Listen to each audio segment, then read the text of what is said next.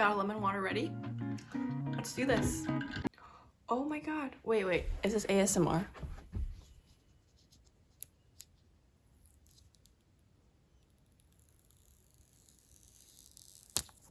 So for you guys that don't know, my name's Lindsiann. Nice to meet you. I am currently a senior in high school. Sorry, I literally just woke up. I don't have any thoughts going on in my mind. So today I decided to just do like a get ready with me makeup edition. Especially during quarantine, I just have like random days where I just want to do my makeup. Because when I went to school, I used to like do my makeup literally every single day. And now I really have no excuse to do my makeup. So, you know, I sometimes just find excuses. So that's really what we're doing today.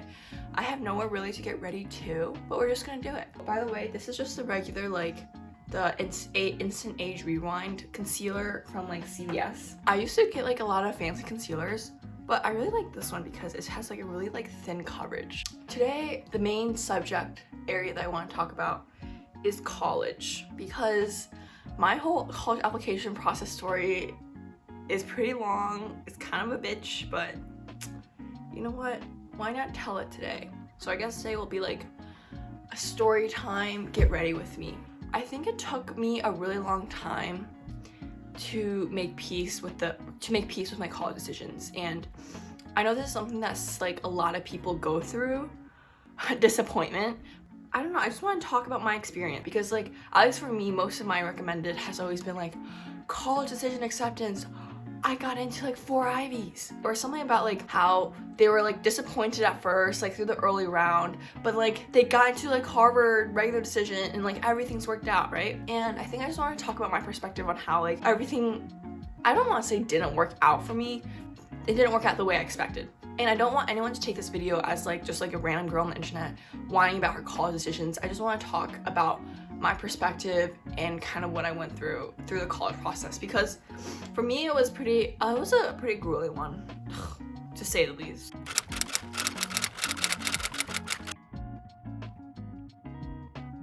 So I guess like starting from the very beginning, I'm Chinese and I come from a family that's like very focused and prioritized education my whole life. And so obviously it's kind of like a stereotypical story on how getting into an Ivy, getting into like a top 20 school has always been like a really big deal. I would like to say that I worked pretty hard throughout my entire high school career, whatever you want to call it. I got the grades, I try to find my extracurriculars, blah blah blah blah blah, like all this like college stuff I tried to do. It seemed like, at least to me, such a naive little girl, that I was on the right path to getting into school that I really liked.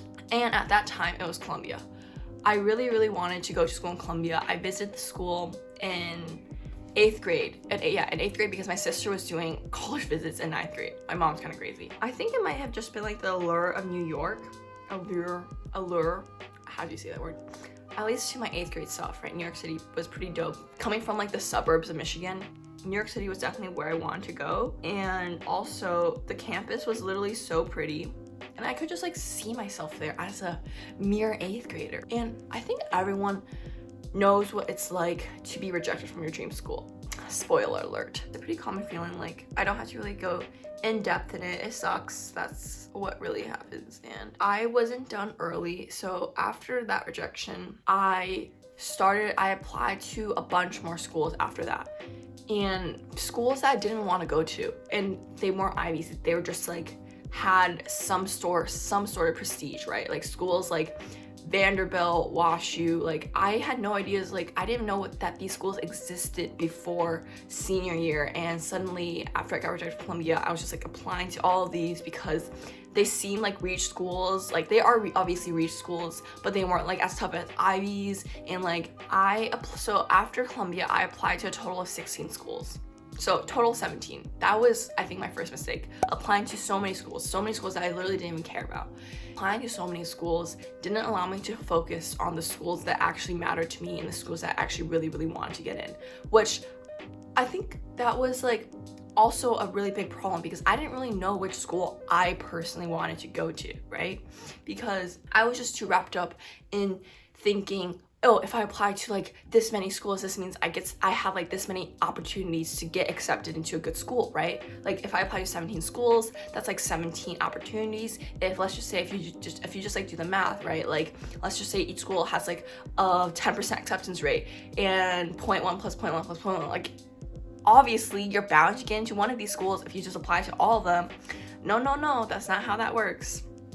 Because when you're unable to decide what school that you actually want to go to, you can't write good why essays. I think that's what really stumped me, because I reuse the same format for my why essays. Why essays are just like the classic why do you want to go to this college essay. Not that my essays were like really bad or like super rushed, because I did spend like a really long time on them, but I just don't think that they were like genuine and meaningful enough for the school to actually see that, you know? Now I'm just gonna go in with some bronzer. I use this Bare Minerals bronzer, but I don't really think it does anything. Like, I don't know if you guys can see. I don't see any color payoff whatsoever, but I still do it. Classy. And I feel like applying to schools that you actually want to go to, you'll be able to write a lot better, or like a why essay, and like actually devote your time to these schools instead of scrambling over winter break writing 10 more applications, you know? It just was really a waste of my time, to be honest. My justification for applying to like 10 random schools that I just like didn't even really know about was just they're school. So once I get there, if I get in, then all the cons about it will disappear, and like the prestige of the school will kind of overlook any other cons there are about the school, no matter how different it was from my personality. But my second lesson, wait, crap, I forgot what my second lesson is. Oh, majors. Majors are so damn important, okay? Because before I thought like, oh, I can just be like undecided. I don't have to like care about my major, because all schools have the same major. All schools have like, you know, your classic like pre-med, law, whatever, right? And I didn't think about what I wanted to study at the school, which is really stupid, because I ended up wanting to study business, and like I didn't understand why I applied to so many liberal arts schools with only like econ majors. And you know, because I think for me at the end, I like looking back, I wish I applied to like more business schools and spent more time on those applications. I just had some inkling that maybe I wanted to do business, so I just applied to like a couple business schools, and it turns out like business, like marketing, is what I want to do. And I probably 75% of my college list didn't even have like a marketing major, you know? If you want to do stuff like business especially, like you have to think about the schools you're applying to, you know? I don't know if this is like a common experience. Maybe I'm just stupid for not thinking about my major. I feel like a lot of other people like think about their major. Like one of my friends, she's pre-med, and she like applied to a lot of medical programs. Like she had her shit together back then, right? Like she knew what she wanted to do. I didn't. And I just applied to a bunch of random schools, had nothing related to my major in it. Like my dream school after Columbia, I moved on, was UCLA. I really wanted to go to UCLA, and they don't have a strong business program at all. So I really shouldn't have spent so much of my energy there. And I wish I just like figured out what I want to do with my life. And so much easier said than done, because at least for me, like it's so hard already like pouring your life into these college applications. You can't actually step back and think, oh, what do I actually want to do with my life for like the next 70 years, right? And I think my only like advice to actually figuring out what major you want and like what you want is you should have a conversation with yourself and probably your parents, because they could probably offer you like pretty good advice on this before your college application process starts. So probably like the summer of your junior and senior year, and you actually have to think about what you want to do in life and what you want to major in, and you should revolve your college search around that major. That was really important.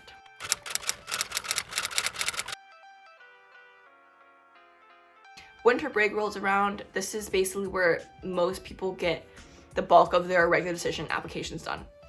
During the winter break, I wanted to think of things that will make me stand out, right? And that's my third mistake. I tried to make myself stand out, and that wasn't really genuine, because I wrote about something that wasn't really 100% me. And I talked about how I wanted to major in gender and sexuality studies, okay? This is a whole story behind here. So I was just thinking like any like liberal arts major is gonna be fine because I can go in there and transfer. Why not write about one that actually like that might be an interesting story. It might not be like the same like, oh, I want to help people, so I want to be a doctor type of story. So I wrote about some experiences that I had with sexism. I shouldn't have done that because I knew from the get-go that I didn't want to major in gender and sexuality studies. The reason why I wrote about that was because some of my application components fit with that major, so I thought that it would like tie the whole story together, make it look good. My Common App was kind of about that, not really, but you know, it seemed like the perfect thing to tie the whole application package together with a little pretty string on top. I think that's like the biggest thing I regret doing, because I wish that I wrote about something that I was genuinely passionate about. Not that like I'm not passionate about obviously like feminism and helping women and like all that stuff, right? Like all that good stuff. I wasn't pretending to be something that I wasn't. I was kind of just like blowing up and exaggerating a small part of me that really wasn't the whole me. Wasn't the thing that like drove me, that made me the most passionate. And so that's kind of, I put all my eggs in this one basket of gender and sexuality studies. It didn't work out because like all the colleges that I applied to with that essay rejected me. Like I really shouldn't have done that. You guys should always write about something that really makes you passionate. Never, I think this is like the biggest takeaway I learned, even about like life, right? Don't try to be something you're not. It's such a cliche, but I think it applies to so many things, and especially applies to this college application process. After I wrote all these applications, I submitted them, I was done, and from January to March, I really didn't care about what my decisions were gonna be, right? I had some sort of expectation that I was going to like get into an Ivy.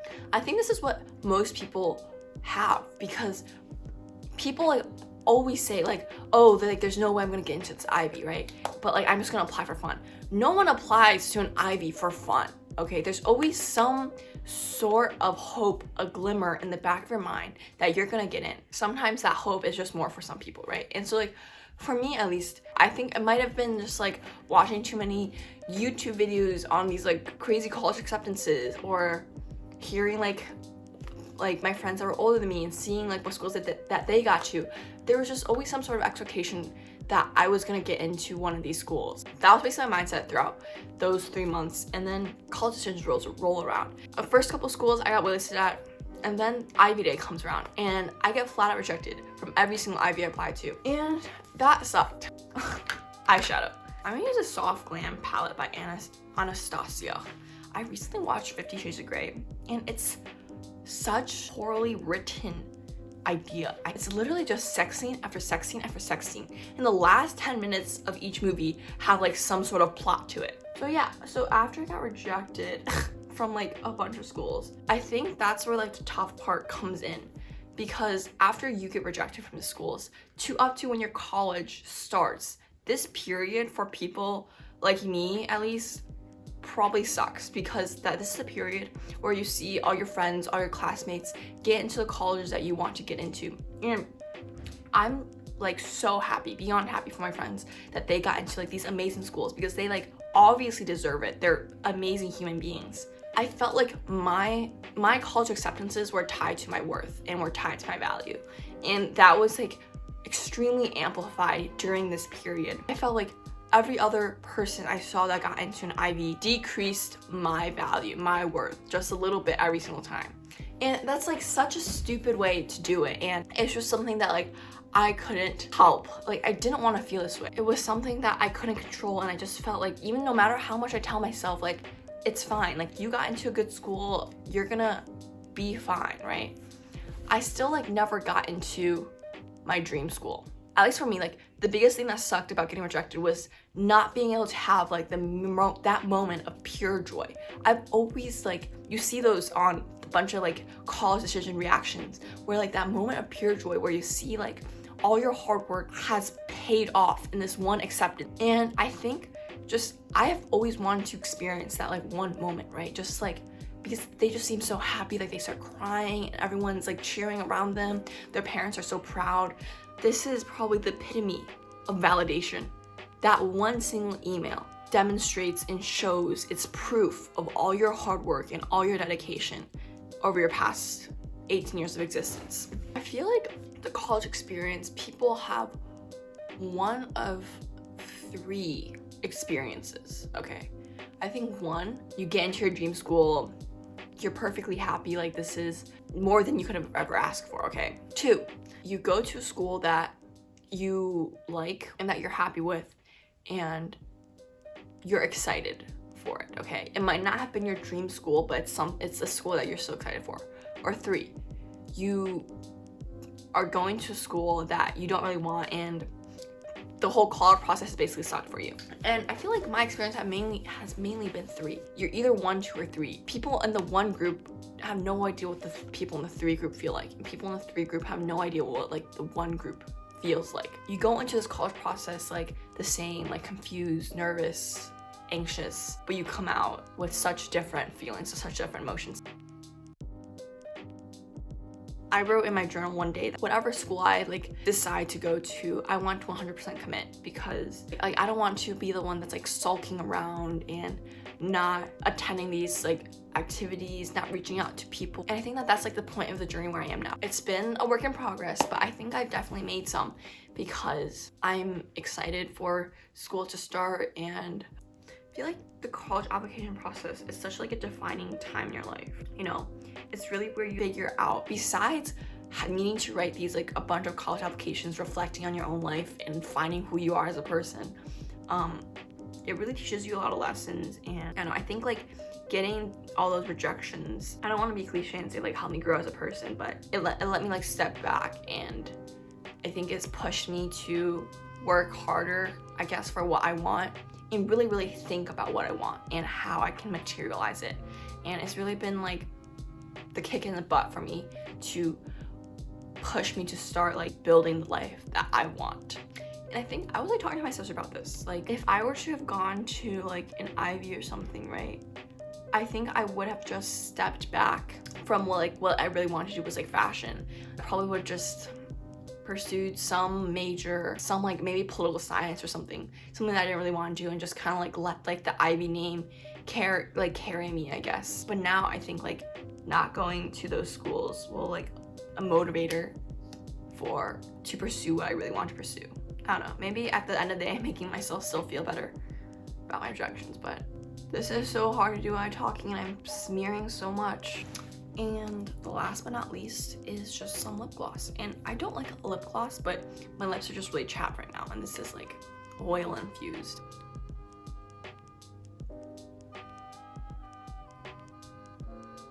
So I wanted to make this video because I wanted to give like a different perspective, at least my experience on this whole college process, and maybe offer some advice. Like literally take my advice with a grain of salt, guys. This is just some retrospect, self-reflection here.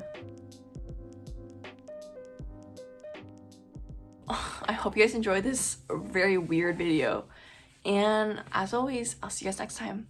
Bye.